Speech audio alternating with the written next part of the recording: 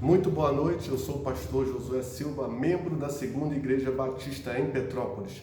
Nessa noite nós estamos iniciando mais um programa Novo Amanhecer para a honra e glória do nome do Senhor Jesus. Vamos orar? Senhor nosso Deus, nós queremos glorificar e exaltar o Teu nome, ó Deus, te agradecer pelos livramentos que o Senhor tem nos dado e por tudo aquilo que o Senhor tem realizado em nossas vidas. Pai amado, Pai querido, nós te exaltamos na beleza da Tua santidade, tributamos a Ti a glória devida ao Seu nome. Esteja nos abençoando neste momento, ó Pai, através do programa Novo Amanhecer, que a Tua graça bendita esteja sobre as nossas vidas, em nome de Jesus. Amém. Nessa noite, então, nós vamos dar continuidade à mensagem que havíamos iniciado na semana retrasada. Nós, então, vamos abrir as nossas Bíblias no livro de Isaías, capítulo 6. Vamos, então, ler a partir do verso 5. Isaías, capítulo 6, a partir do verso 5, que seria a segunda parte dessa mensagem. Diz assim: Então gritei, ai de mim, estou perdido, pois eu sou um homem de lábios impuros e vivo no meio de um povo de lábios impuros. E os meus olhos viram o Rei, o Senhor dos Exércitos. Então um dos serafins voou até mim, trazendo uma brasa viva, que havia tirado do altar com uma tenaz. Com ela tocou a minha boca e disse: Veja, isto tocou os seus lábios, por isso a sua culpa será removida e o seu pecado será perdoado. Então ouvi a voz do Senhor conclamando: Quem enviarei? Quem irá por nós? E eu respondi: Eis-me aqui, envia-me. Então, na segunda parte dessa mensagem, nós gostaríamos de refletir as outras configurações que podemos perceber dentro desse texto de Isaías. Então nós vemos que aqui, a partir do verso 5, ele toma a sua consciência de pecado. Nós podemos perceber que no verso 1 ele descreve a soberania e a majestade de Deus. No verso 3 ele fala sobre a santidade de Deus, ele proclama a santidade de Deus. E no verso 5, ele tem a sua consciência de pecado. Agora vocês veem, meus irmãos, Isaías, que ali naquele momento estava sendo chamado para o seu ofício profético, um homem de Deus, estava tendo consciência de que ele estava errado, ele e toda a nação.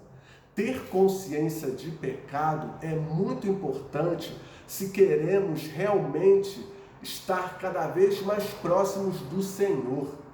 Não adianta dizermos que somos do Senhor, não adianta dizermos que adoramos a Ele, se nós não temos essa consciência de que dependemos da Sua graça sobre a nossa vida.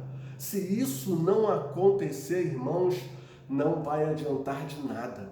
Nós precisamos ter essa humildade de reconhecer que nós somos falhos, pecadores e dependemos da atuação do Senhor na nossa vida.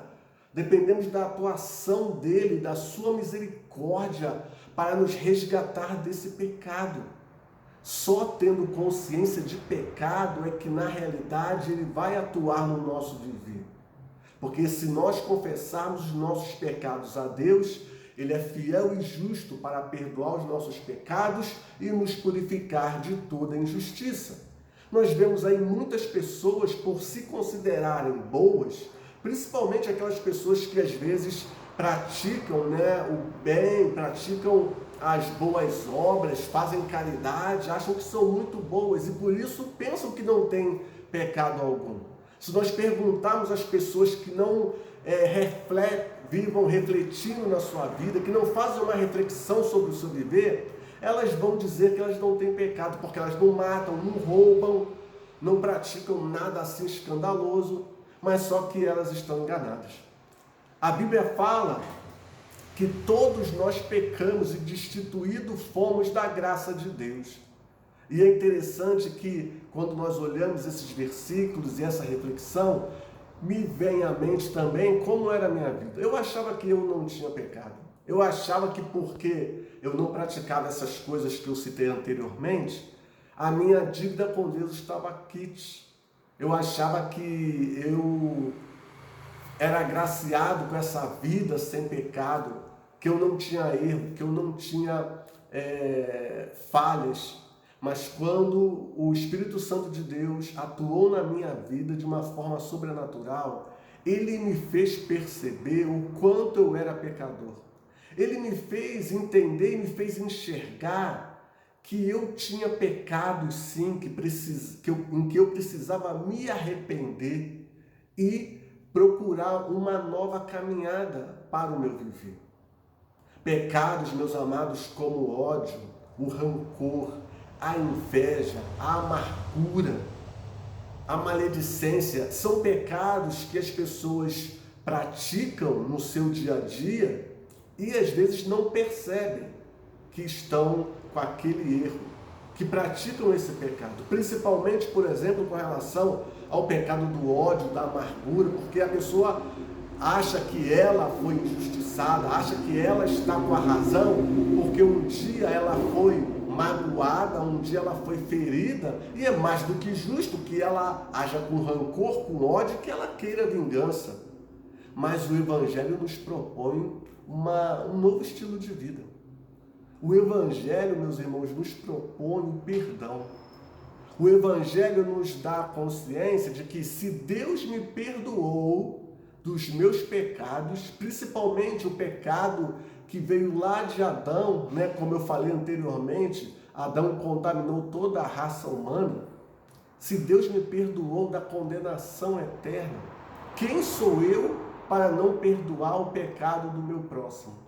Quem sou eu para não perdoar o pecado do meu semelhante?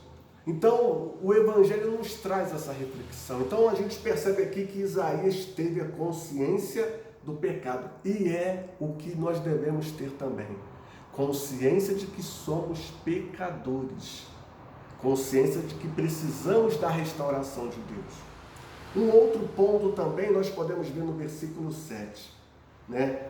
Ele diz que o anjo tocou na boca de Isaías com uma tenaz e disse que a sua culpa estava sendo removida. Então Isaías, ele viu a majestade, contemplou a santidade de Deus, reconheceu o seu pecado, mas foi restaurado pelo Senhor. Nós só podemos ser restaurados pelo Senhor e ter a nossa culpa removida se reconhecemos que somos pecadores, como fez Isaías. Então, mesmo pecadores, o Senhor quer nos restaurar. Isso acontece quando nós reconhecemos e pecamos, e reconhecemos e confessamos os nossos pecados. Então, pelo fato de eu me achar pecador, reconhecer que eu sou um pecador, eu vou ficar triste, desanimado, desalentado? É claro que não. Eu preciso confessar os meus pecados a Deus e esperar dele a restauração necessária. Esperar dele o renovo que vai fazer com que eu enxergue o mundo com os outros olhos. Que vai fazer com que eu enxergue o meu próximo com os outros olhos. Não como um adversário, não como meu opositor, mas como meu semelhante que necessita da minha ajuda.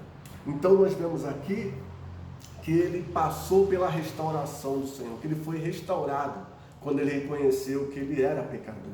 E um outro aspecto nós podemos ver no versículo 8, o grande chamado de Isaías. Depois de todo esse processo, nessa visão, Deus chama-o para o ministério profético e ele não reluta, ele aceita aquele desafio de falar em nome de Deus. A quem enviarei para falar da minha mensagem? Deus estava perguntando. Isaías prontamente se identificou, Isaías prontamente se colocou à disposição para atender esse chamado. E hoje, Deus tem chamado muitas pessoas para exercer muitos ministérios, irmãos. Quantos têm se colocado à disposição do Senhor? Quantos têm dito, assim como Isaías: eis-me aqui, Senhor, envia-me? Porque Deus necessita de obreiros. É por isso que nós devemos orar, porque a seara é grande, mas poucos são os obreiros. Deus necessita de pessoas que nesse mundo façam a diferença, que sejam sal da terra e luz do mundo, como nós refletimos algumas semanas atrás. Deus necessita de pessoas com coragem para atender esse chamado dele, assim como Isaías atendeu, e exercer um ministério profético excelente, exuberante. Então Deus quer que nós estejamos atendendo o seu chamado, a sua solicitação e agir conforme a sua vontade. Deus quer verdadeiros adoradores aqui nessa terra. Ele não quer religiosos. Ele não quer frequentadores de igreja. Ele quer pessoas que se colocam à sua disposição, pessoas que são santas, separadas do sistema mundano e consagradas a Ele. E que, acima de tudo, tenham essa capacidade, essa coragem de trabalhar em prol do reino dos céus. Que Deus possa abençoar a sua vida, que Deus venha te iluminar, te guiar e que a glória dele venha se refletir sobre o seu viver. Em nome de Jesus, amém.